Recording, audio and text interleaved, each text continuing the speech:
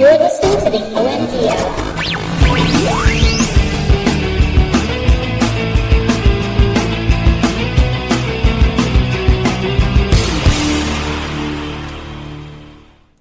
Welcome everybody to. Oh, oops! Sorry about that. Okay, here we go. We're going. Now? Now we are live. Welcome to episode number 276 of the OMG Hour. I, of course, am Sean Evans, otherwise known as Zion Tane. And I'm Jeff, and I'd like to point out there's a difference this week. Sean, I can't see you. Oh, yeah. Can't? Yeah. Oh, maybe I should do something about that.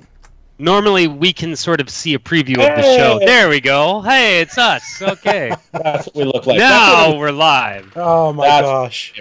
The joys of live shows. Okay. We're missing somebody. What? Who are we missing? You! I didn't know if he was done. He usually trails off for another 5-6 minutes. No time today. Big No show. time. Let's All do right, I'm this. Commissioner second place. Let's get on with this. Yeah, Jeff's got, people to see, places to go, and he, being the busy man he is now. Okay, so, Jeff, how you feeling? You better than last week? I'm still coughing a little bit, so I've still got my mute button here ready to go, just in case I start coughing horrendously. But I'm not feeling too bad. Okay. So, are you okay to read the Tycko for Trending Gamer facts Yes. this week, then? Excellent. So I did 3 more facts this week. Excellent. I mean, I didn't do the facts. I just wrote them because they're facts. Reporting the fact. Exactly. They're universal truth. Exactly. So, fun fact number 5: Tycko is actually an anagram for "world's most handsome gamer." That is true. You might not think so at first, but spend 10 minutes looking into his deep hazel eyes, and you'll understand. Ooh, wow. Yeah. That was an awkward moment where Jeff just stopped me and just like, I need to talk to you for a second, and just stared at my eyes for 10 minutes. Yeah. No preamble, nothing. Just stared straight into my eyes for 10 straight minutes. Right? I mean, it was nice. It was nice. It was nice. It was mostly nice for me, though. Yeah. Oh my Fun gosh. fact number 6: in Super Mario Brothers 4 Ooh. for the NES, Wait. Tycko got a high score so high it caused a rupture in the space-time continuum, completely wiping the game out of time itself. I was going to say. That's why most people don't remember it, Yeah, right? I don't remember that game. Yeah. I good score. apologize for that happening, but, Yeah.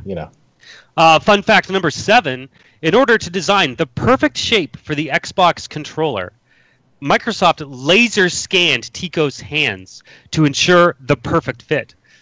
While they do care about market share, pleasing Tycko is always their top priority.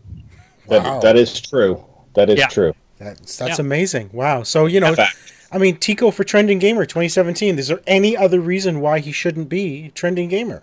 I mean, There's lots more reasons why he should, and those will continue over the course of the next week. exactly. So, tweet it out there.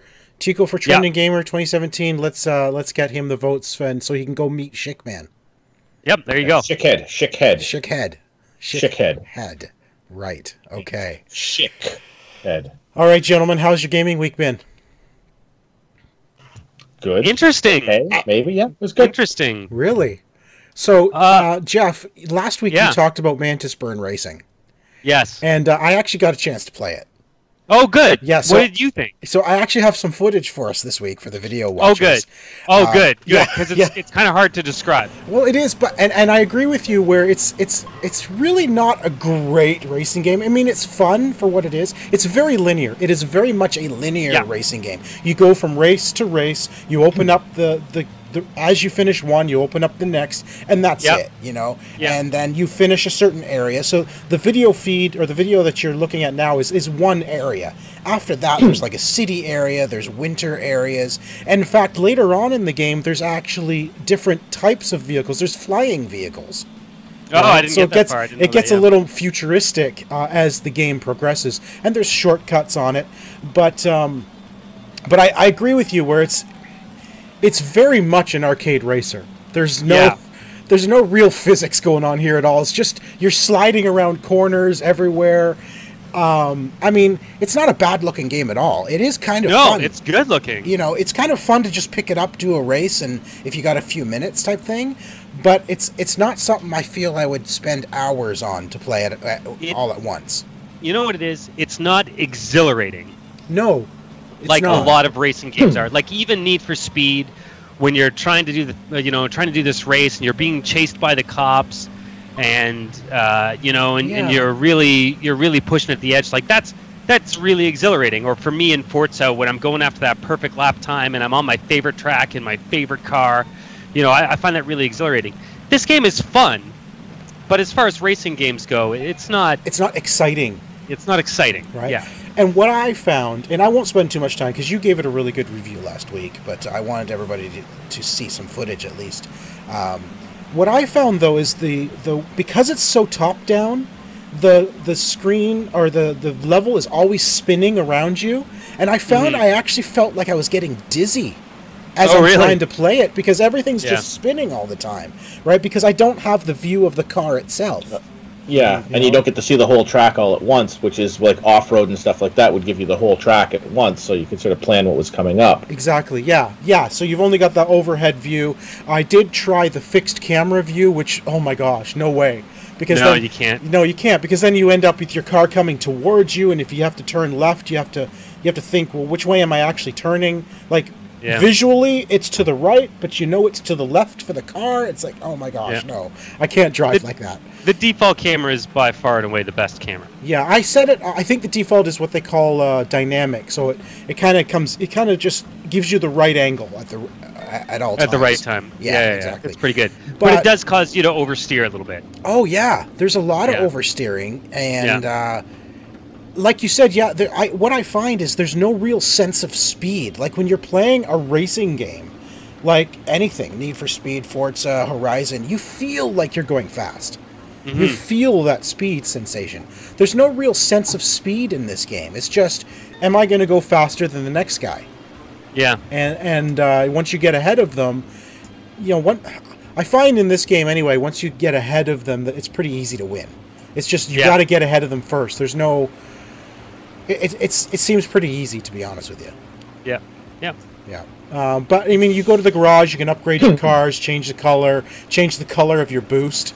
So there's a lot of options, but as a racing game, it's pretty linear, and it's not really groundbreaking in any way.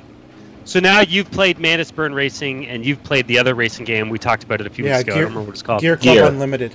Gear Club Unlimited. So which one would you recommend? Oh, for sure, Gear Club Unlimited by far. Okay. It is by far the superior racing game for the Switch. Okay. Yeah. Cool. Absolutely. Yeah, so that is... I played a lot of Switch this week. I've still been going through Skyrim. A lot. I only played Switch this week. Yeah, me too. I'm waiting for the Destiny expansion to come out next week, which we're going to talk about a little bit later in the show. But I haven't barely touched my PlayStation.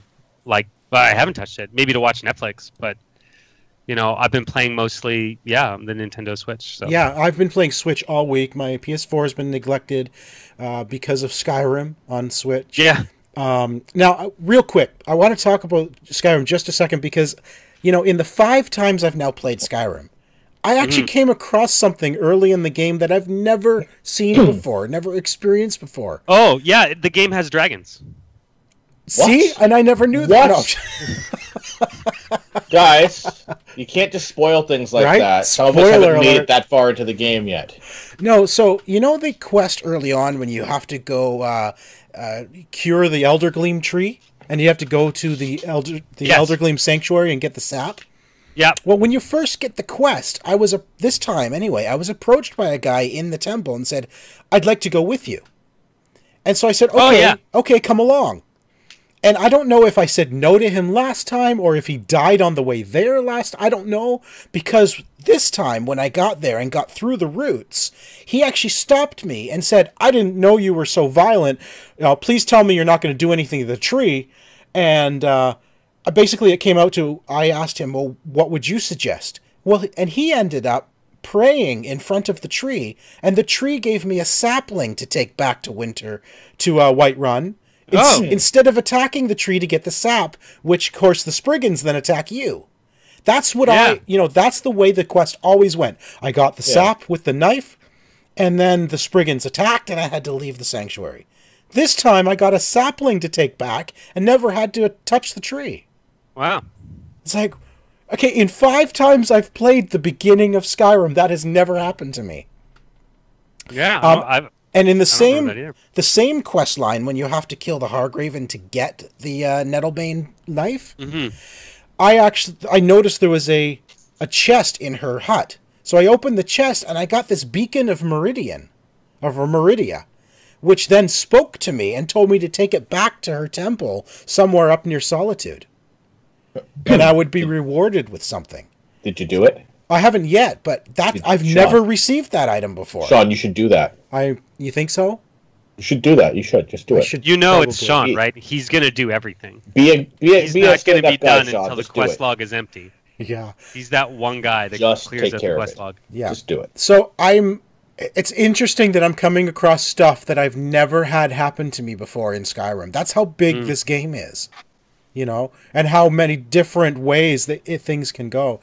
I'm having a lot of fun with it. It's great. It's perfectly done for the Switch, and for the first time since getting the Switch in March, I'm actually taking it with me everywhere, just in case I get a few minutes to play Skyrim. Nice. So you also played some Switch stuff this week, Jeff. I did. I play. What do you want to go do first here? Whatever you want, my friend. The first one. Do the first one. Letter Quest Remastered. I've played this.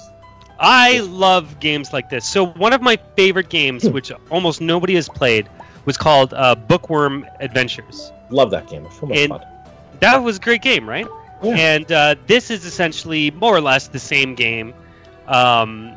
You are using words to kill enemies. It's like a little bit RPG-like. I really like little games like this on the go for playing on the bus, for playing when I've got 10 minutes. Sometimes I play games like this right before bed. And this is a great version of this game. I've actually never played Letter Quest before. It's available on pretty much everything, I think. Yeah, I played Xbox version. Yeah, and I really love this game, specifically on the Switch. Like, it's great. You can use full touchscreen. Yes. You don't have to touch any of the controls. That's great for this. Use it like a tablet, right? And I'm just having a great old time with this game.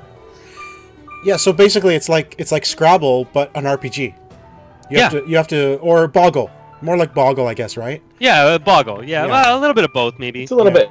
Yeah, it's both. You have to. So as you spell words with the letters you're given, they are worth a certain amount of attack damage, and you have to attack your foe. Like Scrabble. Yeah.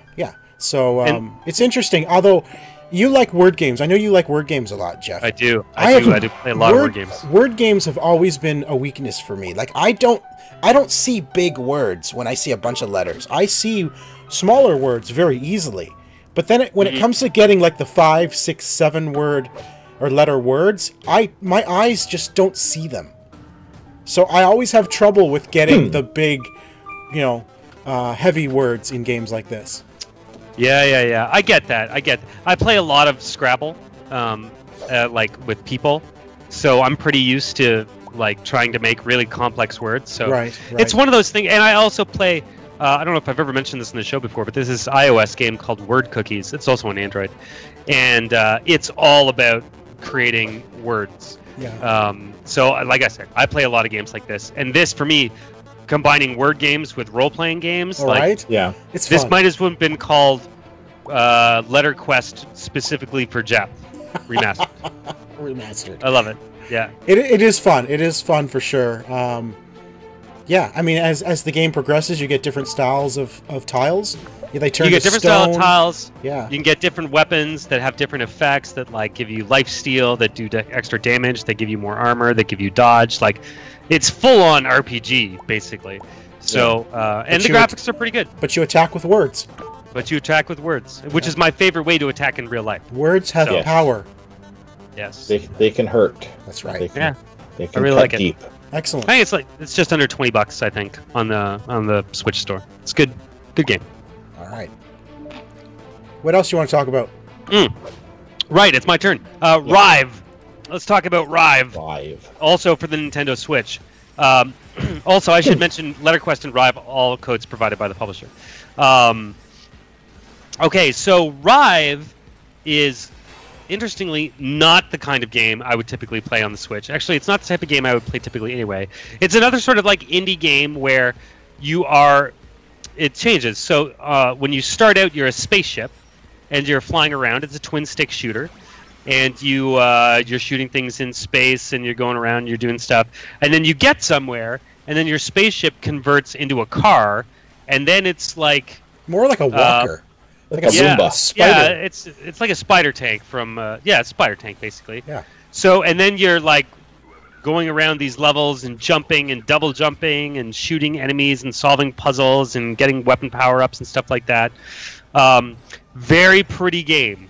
Very good lighting effects for the Nintendo Switch. Was really impressed with the graphics of this game.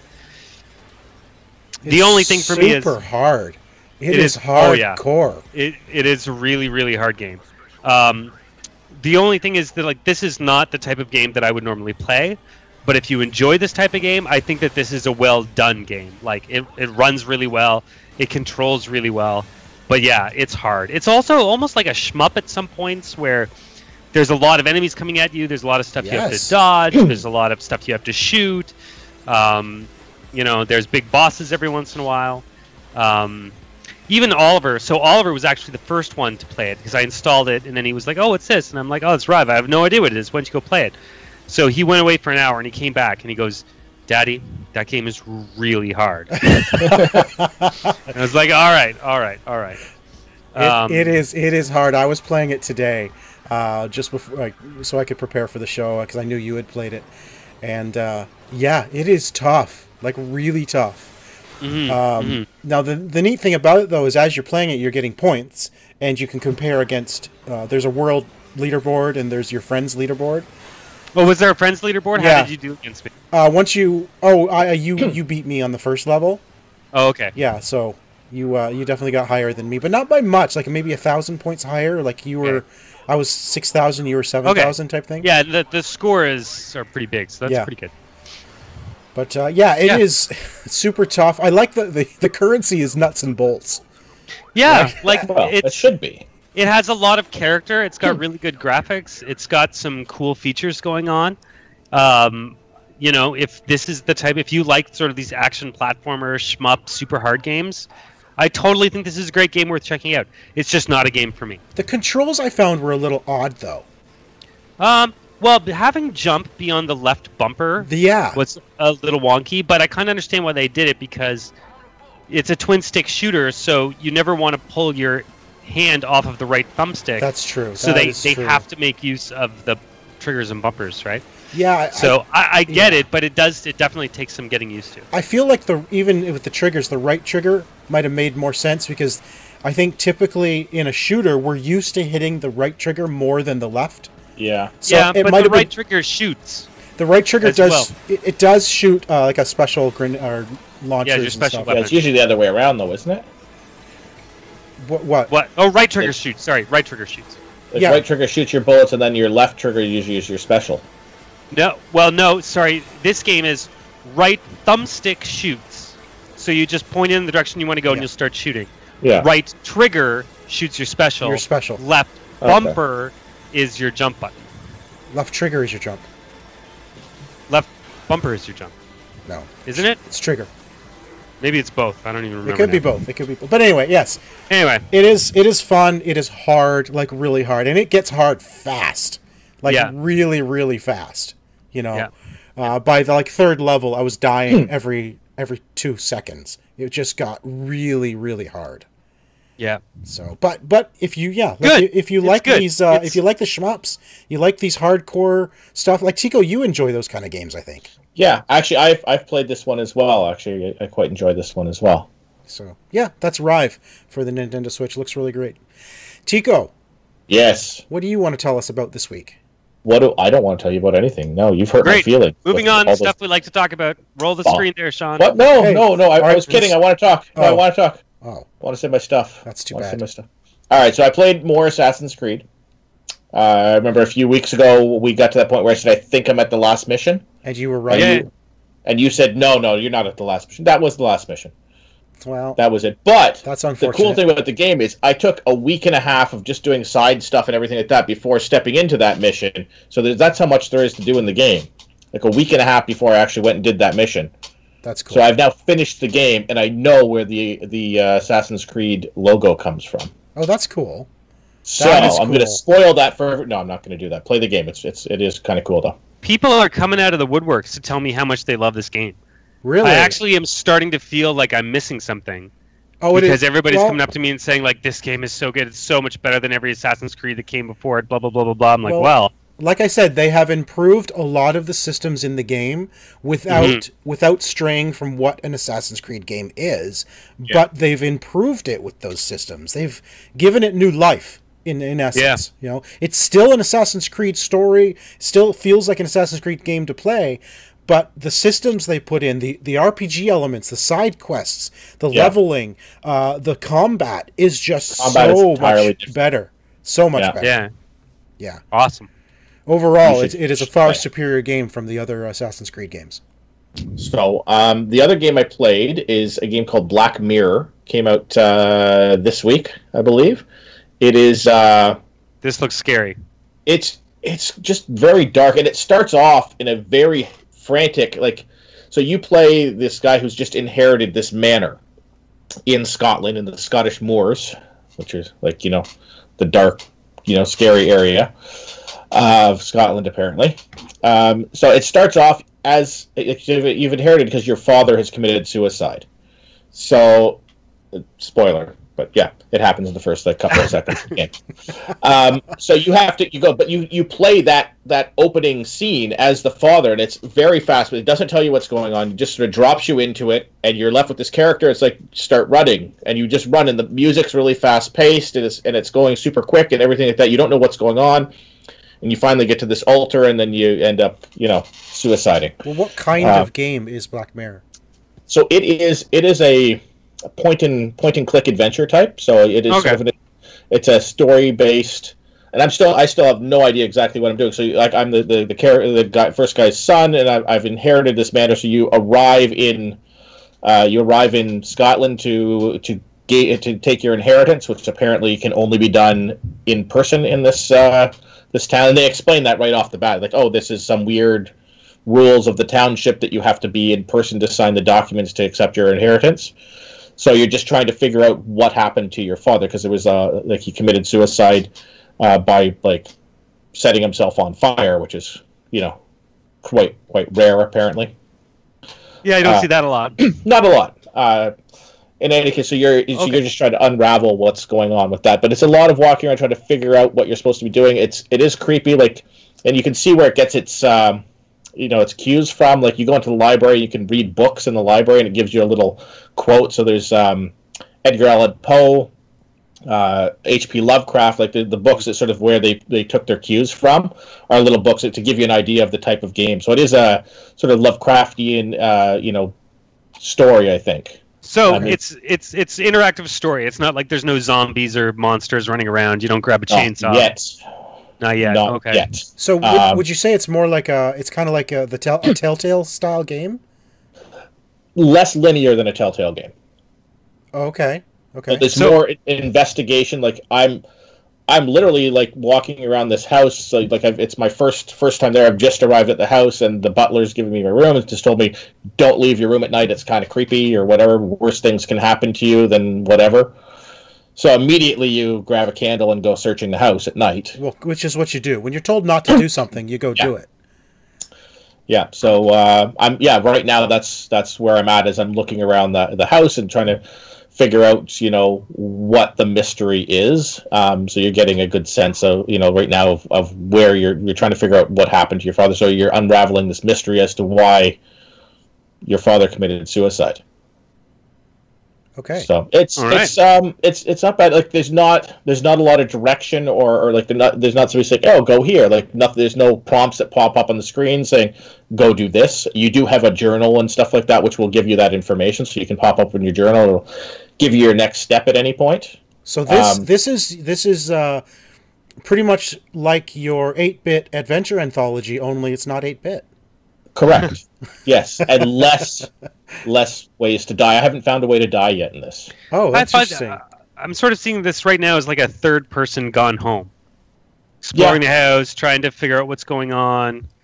picking stuff up, like, solving it's puzzles. a very pretty game. The character models themselves are a little. I mean, they look good, but it's like that look that you sometimes see where everything just looks wet.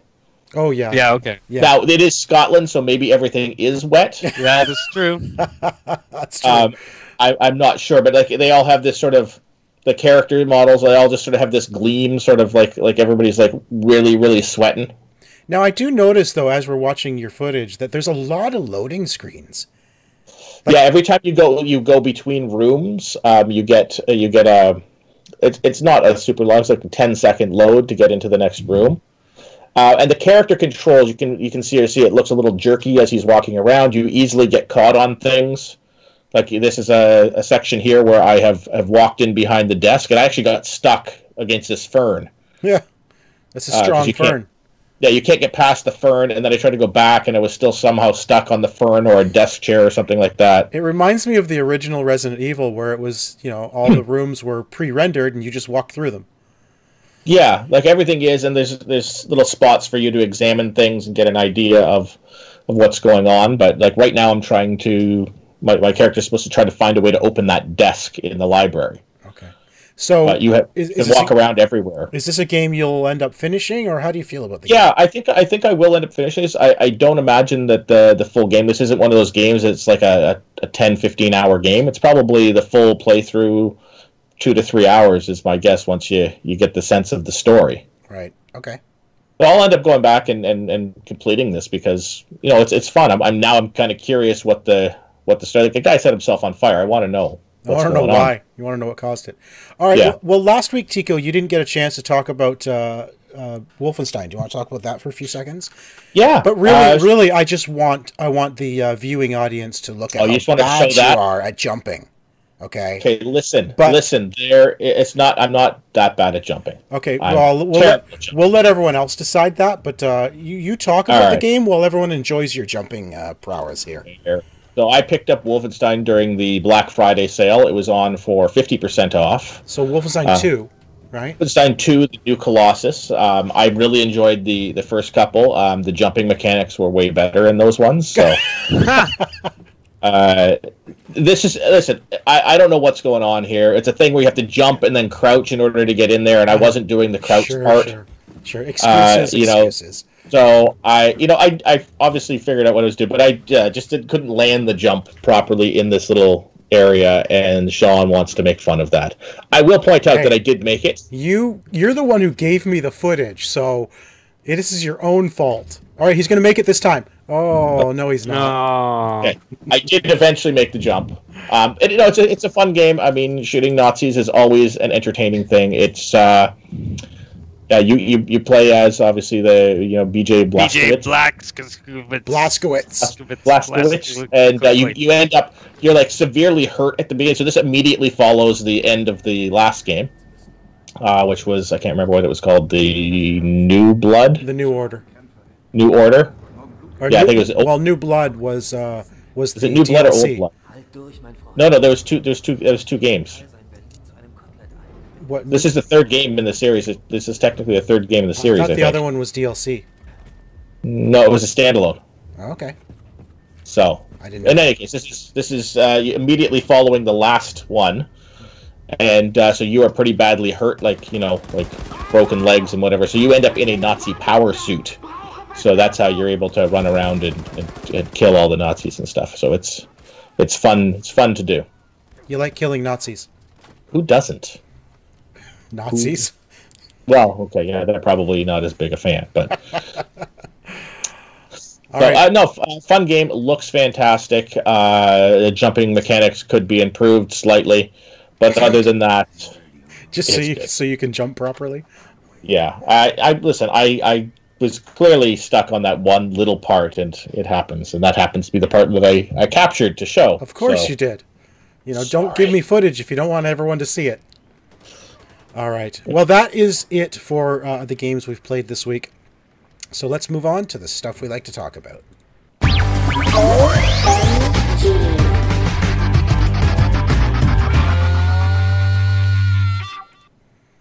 All right. Well, lots of Bungie news this week.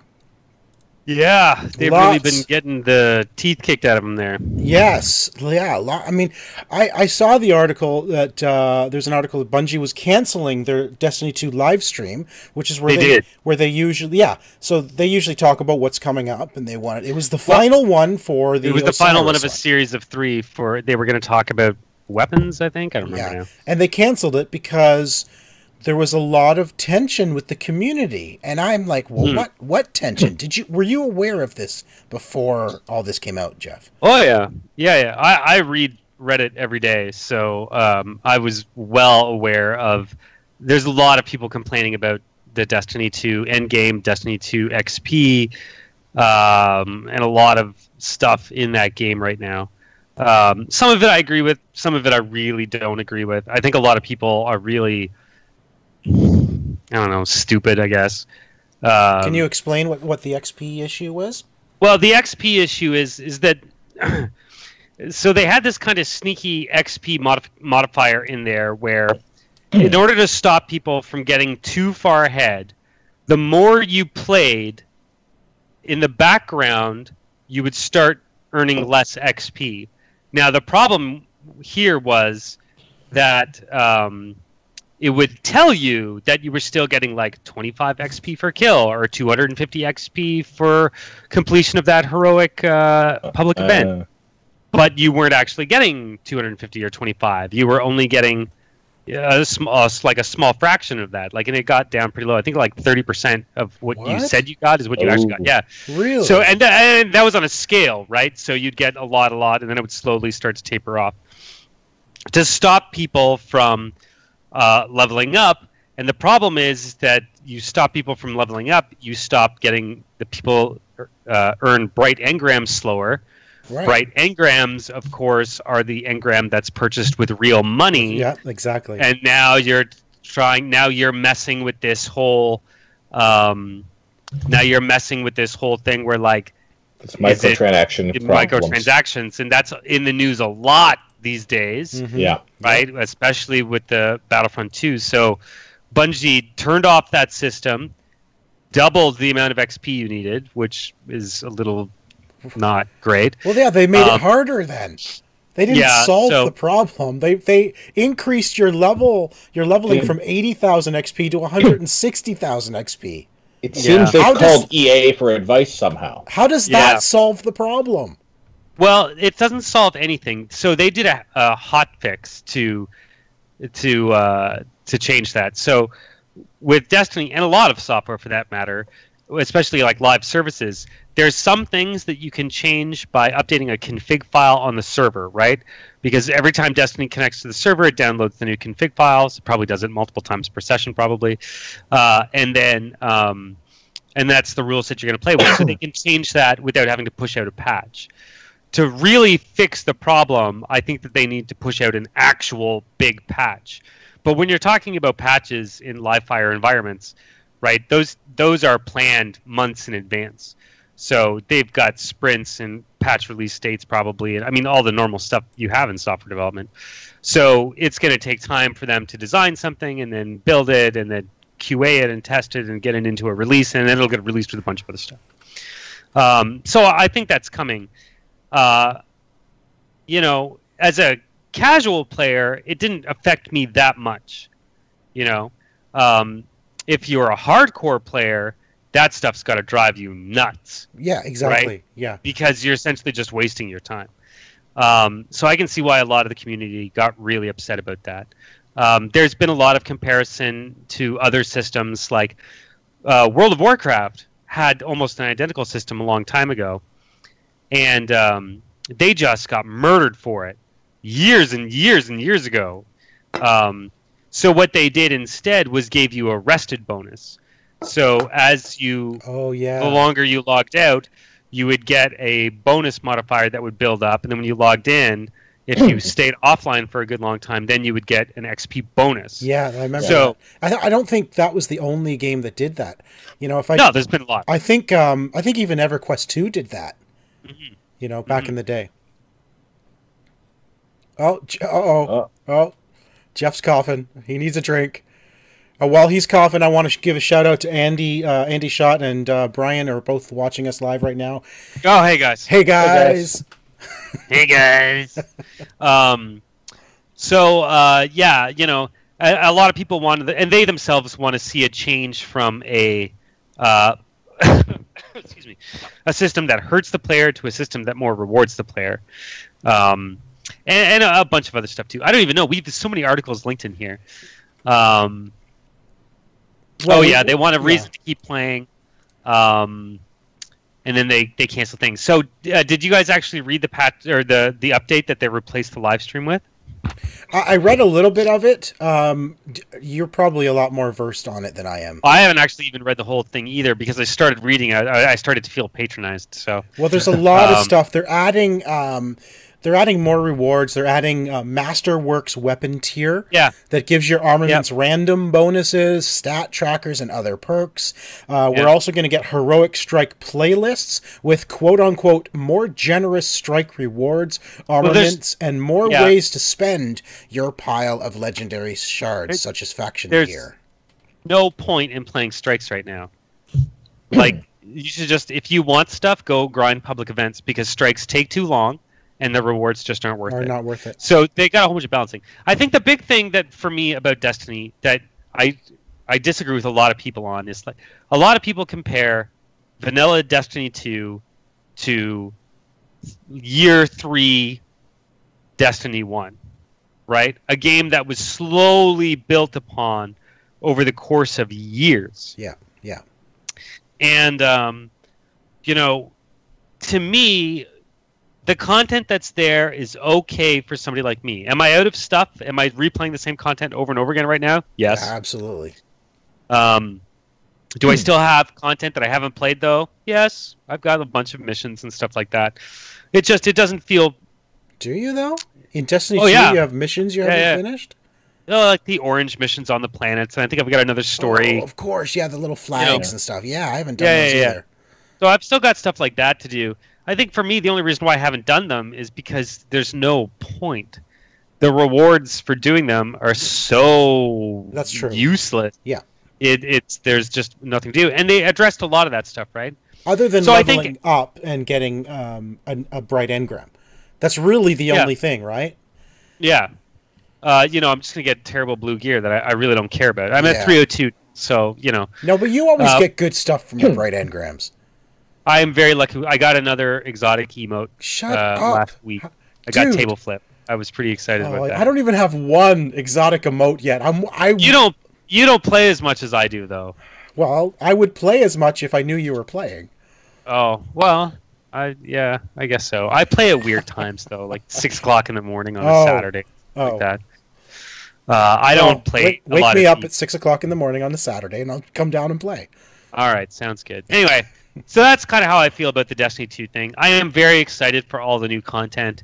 For somebody that's like me, that's like, I really love Destiny, but I don't play 20 hours of Destiny a week. I don't play, you know, I'm going to play like 8 hours of Destiny a week. There's more than enough content for somebody like me. See, I want to say something along the lines of their reasoning for the XP thing. You know, they didn't want somebody to get too far ahead. I'm going to be honest with you. If somebody's going to spend that much more time playing Destiny than me, I'm perfectly fine with them getting more stuff than me.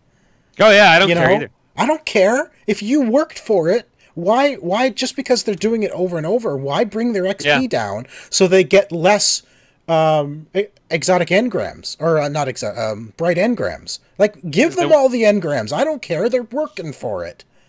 Yeah, it just frustrates people more than anything else. So I don't get the reasoning for that. If someone is willing to spend the time in their game, then give them the rewards that they've made. Don't bring their XP down, and don't fix it by increasing the XP you need to level now by double. I mean, there's got to be a reason, and I'm sure it's really good. But I kind of agree with you. It doesn't bother me. But again, I'm not a guy that's going to play every day for like 4 hours a night, right? So. Yeah, exactly. Some other things they're bringing into Destiny with the update is apparently now you can buy gifts that give extra rewards to everyone who completes an activity, even if they're not on your side. No. The sometimes complicated mod system will give you opportunities to buy legendary mods, and of course there are balance changes. Underperforming exotic weapons will get a tune-up. So there's a good. lot of those. Yeah. That stupid rocket or grenade launcher that goes into the energy weapon slot. I hate that thing. It's so useless. I've got like 12 of them. Oh yeah, and they're gonna reduce the number of duplicate exotics you get, which is good for me. Oh, good. I get a lot of duplicate exotics. It's just awful. So what he's saying there, everybody, is he just gets exotics all the time. And he does. I can tell you. There is a bonus to the system, is you do get exotics a lot. If you, Sean, you haven't played in a couple days. If you go in right now and you play for like an hour, I would almost guarantee you're going to get an exotic. Not an exotic emote. Oh, I don't know about exotic emote, no. But an exotic weapon or armor. I want table flip. Or I want the salting thing. If I could give it to you, I have ramen noodles now. That's what I usually lose. Oh yeah. Oh. He's got the salting. You know the salting guy. I have salt. I have ramen noodles, and I have table flip. Oh. I think that's all of them, to be honest. I'm not sure if there's any more. Oh, look at you go! You got all of them. I'm sorry, I got all of them. Yeah, I think so. I don't know. Maybe there's fix more. your tie there, Jeff. I've never seen any other than those three, though. So Oh. I don't have a tie. If I were you should see the freaking tie I got. Now we're talking ties. All right, let's see know it, what? Jeff. Where is it? Where is You guys talk about the next story, and I'm gonna go get my tie. Oh, but I want you here for the next story. Well, what story will go away for? I don't know. We'll get it at the end. Anyway, okay, let's move on to the next story because I thought this was hilarious. So back in the 90s, I don't know if you know the history of Desert Bus. I know the history of Desert Bus. So I can tell you all about Desert Bus. Okay, tell this history of where Desert Bus came from. Okay, so a long time ago, before there was rocks, Penn and Teller decided to make a video game. It was like the anti-video game because there was a lot of talk back in those days about how like video games were murder simulators. That's right. So Penn and Teller were like, well, not all video games, and they were like, we're going to just make a total tongue-in-cheek joke and make the most non-murder simulatory game ever. Yes. So on this unreleased game that they made, which was leaked like years later, they had this one mini game called Desert Bus. And the concept of Desert Bus is that you drive a bus on a highway from somewhere to somewhere. I don't remember. From Tucson, Arizona to Las Vegas, Nevada. Right, Well, okay. that makes sense. The road is completely straight. There's nothing on it, and you just drive. You drive a bus. On this bus. In real time. In real time. So it takes you about 8 hours. Yeah, it's an 8-hour trip. And you the thing pause? is, though, no, there's no pausing. And the bus always veers slightly to the right. So you're always having to correct it. Yes. And anyway, so it's this like a horrendous game. If you get halfway, a bug gets splat on your windshield. Yeah. There's no passengers, so it's not like you. There's no passengers. There's no entertainment. You know. No. You're driving. Yeah. It's just that bus for 8 hours. Yeah. Every year, there is for Child's Play. There is a group of people that do Desert Bus for Hope, which is a charity drive where they play that game and they live stream it and raise money for Child's Play. Yeah. So that's pretty much the whole story of Desert Bus. That is Desert Bus. So here's the thing.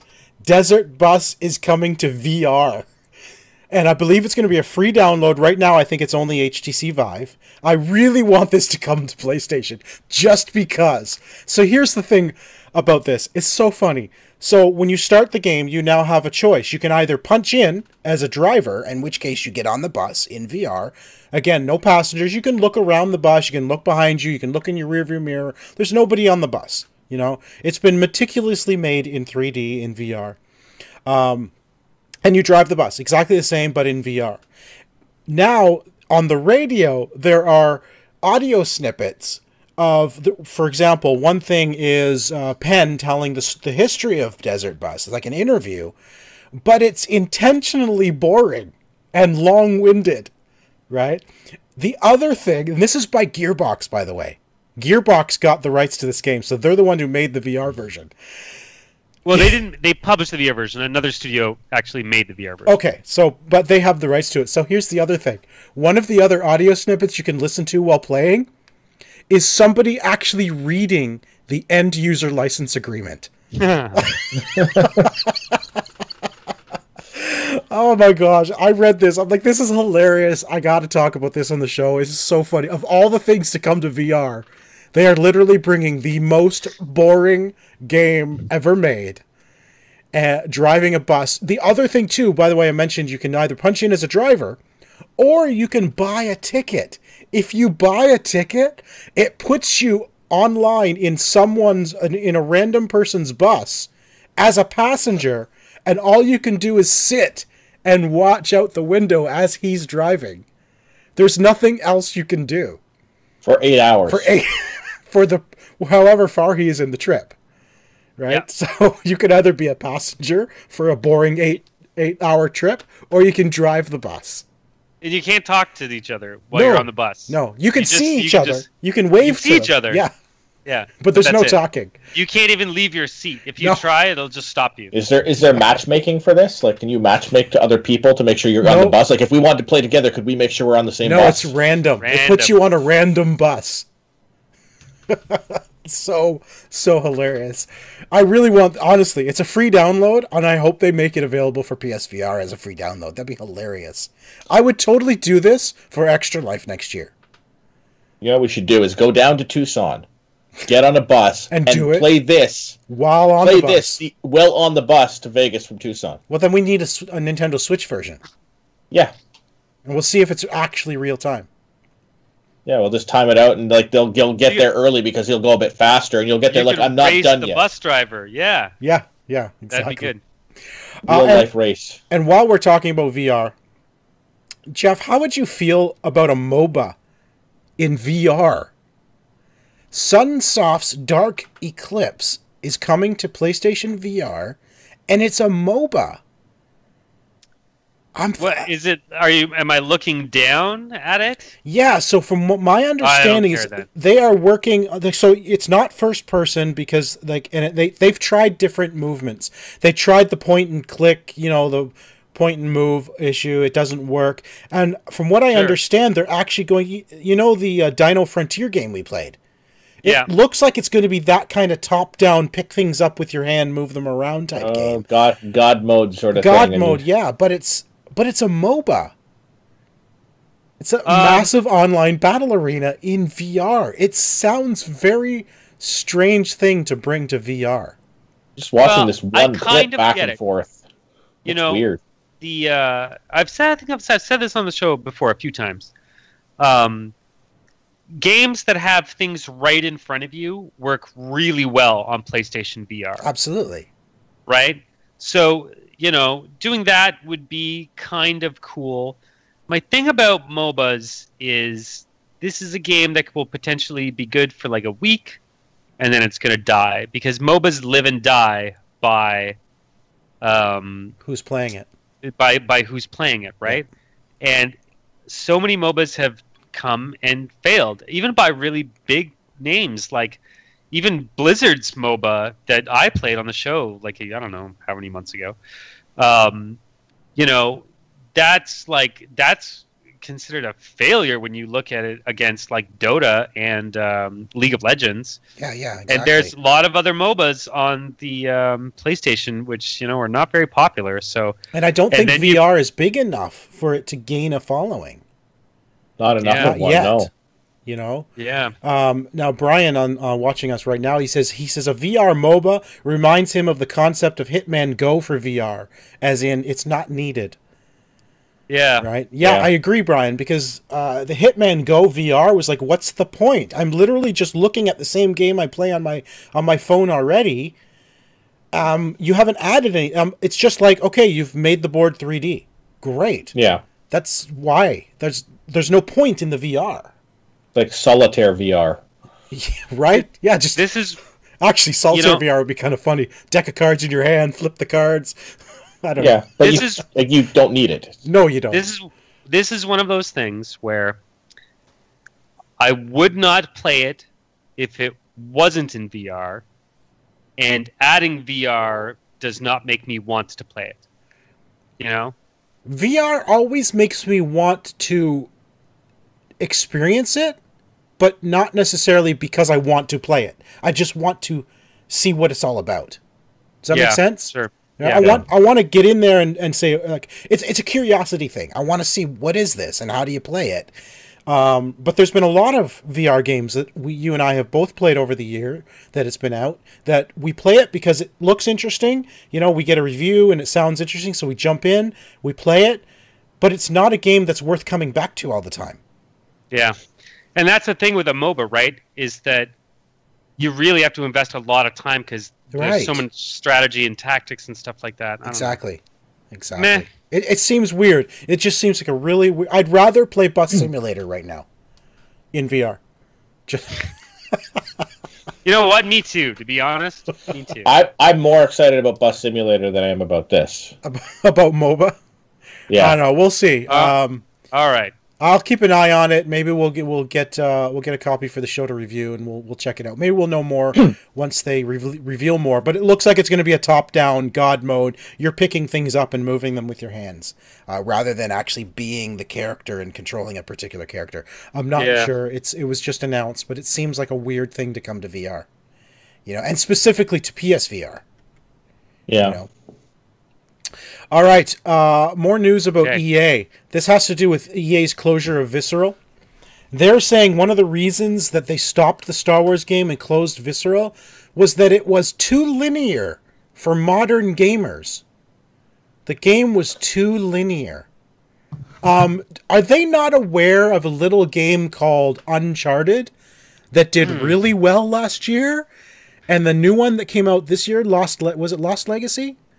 Something like that, yeah. That also did really well. Are they not aware of these linear games like, say, Tomb Raider? Hello, people. Linear is not a bad thing. No, it's not. Wow, well, is it bad for EA when they can't microtransaction it to death? Well, that's the question that I ask, right? Oh, yeah, exactly. They couldn't figure out how to add loot boxes, so they canceled it. Well, and you know what? Honestly, that's probably not even a lie. They're like, this is too linear. It's not open world. We can't charge people for extra stuff after it's done. Yeah. Okay, so it's still I mean, it was from the screenshots and from the images we had seen of the game, it looked beautiful. It looked like an amazing Star Wars game that I think any Star Wars fan would want to play. And for them to say it was too linear for modern gamers, that's their excuse. I call shenanigans on this whole thing. Because a linear game, there's nothing wrong with a linear game.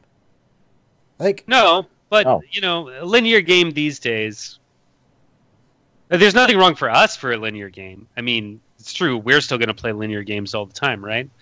But for a publisher, it's a hard sell in today's market. You know, because what's going to happen? You're going to buy it, and then you're going to trade it in, and then somebody's going to go buy it for half price from EB Games used.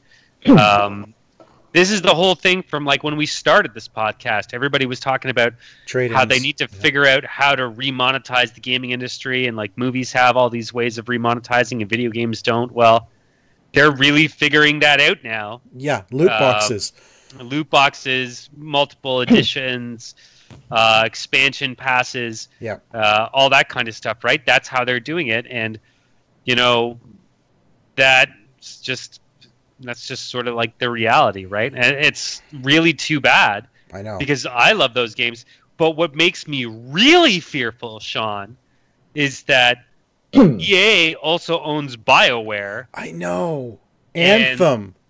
And well, not even Anthem. Anthem, I don't think it's going to be linear. Anthem, I'm imagining, is going to be more loot like boxes. Destiny. But there's definitely going to be loot boxes. In Anthem for sure. But more like Dragon Age type games and stuff like that. Like I'm worried about what's going to happen there. Yeah, because Dragon Age was kind of a linear game. I mean, it was a little bit linear. You know, it was open areas that you go and do quests. But it wasn't. But your story was. But there was still a story that kind of just progressed as you went. Yeah. You know? Like I would even call Horizon Zero Dawn fairly linear. Yeah, sure. You know? It's branching. I wouldn't call it open. It's sort of branching. Like Yeah. you get to the new area, there's your next main story mission. It's not open world as like a I don't know, like a Skyrim or something like that, where you can Right. literally do anything. Right, exactly. Skyrim is what I would call an open world. You go and do whatever you want. Things like Horizon and Dragon Age is there are specific things you're doing, and you can actually finish that area, and there's nothing left to do, and you move on, right? Yeah. So, Yes. and that's less open world than Skyrim, for sure. Yeah. But I still consider those kind of linear, and I don't know how linear the Star Wars game was, per se, but just to say it's too linear for modern gamers, I think is bull. Well, not only that, as a modern gamer, I don't like EA deciding for me what I want. Yeah. Yeah. But, unfortunately, that's what they do. That's how it works. They do what they want to make, and in hopes that we're going to like it. But they also, at the same time, have to decide what they think is going to sell. And for whatever reason, EA thinks that linear will not sell. Yeah. You know, they can take that money from all those 80 people's salaries. That's so terrible. Right before Christmas.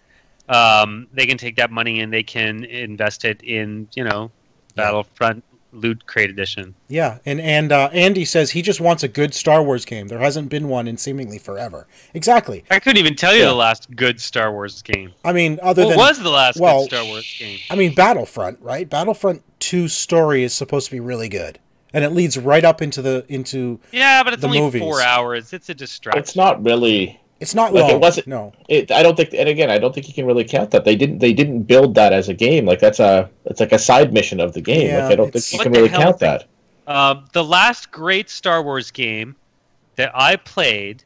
Hold on, I'm going to tell you exactly what it was. It was actually based on Clone Troopers. You were like Republic Rainbow Commando? Six. Republic Commando. Oh, Yeah, love that that game game. was excellent. That was Yeah, probably that was- the last good Star Wars game I played. Yeah, fun squad based. Yeah. Really fun game. I That was loved good. so I loved good. the pod racing game that came out after episode No, 1. I never played the pod. I racing loved. game. Well, it's a arcade racer, right? You wouldn't have liked it Yeah. anyway. But I loved the pod racing game. That was a fun game as well. Yeah, it was. Like there's stuff you can do with the Star Wars license. Yes. That doesn't have to be a massive undertaking that will appeal to people. Exactly. Well, I know Jeff has to get going, so we've got one more thing to talk about. Okay. Jeff, why don't you tell us what are the PlayStation Plus free games for December 2017? Last week we talked about the final games of the year for games with gold. What are we getting to round out the year this year? Okay. My voice is very on the edge, so I'm only going to do the PlayStation 4, then somebody take over. Okay, sure. We're getting Darksiders 2 Definitive Edition. Yep. And Kung Fu Panda Showdown of Legendary Legends. I don't give a damn about Kung Fu Kung Panda. Fu Panda. No, but But I'm Darksiders 2? legitimately excited for Yeah. Darksiders 2. I have always wanted to play that. I loved Darksiders 1. Yep. Agreed. I am totally playing this game. It is a really very excited. good game. It is fun. Excellent. Well, for PlayStation 3, we're getting the Siberia Collection. So that's Siberia 1, 2, and 3, as far as I'm aware. And X-Blaze Lost Memories. I have no idea what X-Blaze is. PlayStation Vita, we're getting Forma 8, which is a cross-buy with PS4, and Wanted Corp. I honestly have no clue what those two games No idea are what, on Vita. I don't know what those last four you just said. I have no idea. No. So those are the games for PlayStation Plus in December. That rounds out the year. Our year-end game... let me start again. Our year-end shows are going to be coming up really soon. We're planning them now. What I'd like to say to everybody is if you want to kind of join us on the show, you can send us an email at theomghour@gmail.com. Let us know what your favorite games are for this year. Send us a tweet. Or you can, if you want to actually have video, if you want to film yourself, send us a video, 30 seconds to a minute. You can do that, or audio is fine as well. So either one of those, either by text, by audio, or by video. And if you We want can do video this year. year. If you want to actually appear on our show, send us a video telling us what your favorite games have been for this year. Keep it to about 30 seconds to a minute. That would be awesome. But that is it for episode number 276 today on November 30th, 2017. And I believe, Tycko, you are going to take us out. All right, hang on. I need a deep breath. All right, Yeah, you can do. follow the show on Twitter at the OMG Hour. Jeff's dying. Show notes you can find at omgnexus.com. You can follow that on Twitter at omgnexus. You can follow me on Twitter at Mr. Second Place. And then like, subscribe, comment, and all of those fun things on all of the places that you can do such things. I'm Jeff. You can follow me on Twitter at Sinix, that's SINNIX, and you will get more of my Tycko Trending Gamer fun facts over the course of the next week. Leading all the way up to the Game Awards. When are the Game Awards? Oh, I don't know. Yeah, I don't either. They're very soon. They're very, very soon. Well, have you They might be contacted today for all I know. Have you contacted Jeff Keighley to get Tycko on there? You know, actually, Jeff Keighley and I go way back. I'll tell you that story next week. Oh, okay. Interesting. All right. Well, thank you, everybody. I, of course, am Ziantane, and that is XIANTAYNE. That is it for this week. We'll be back again next week. Thanks for listening, and thanks for watching. Good night, everybody. Bye, guys.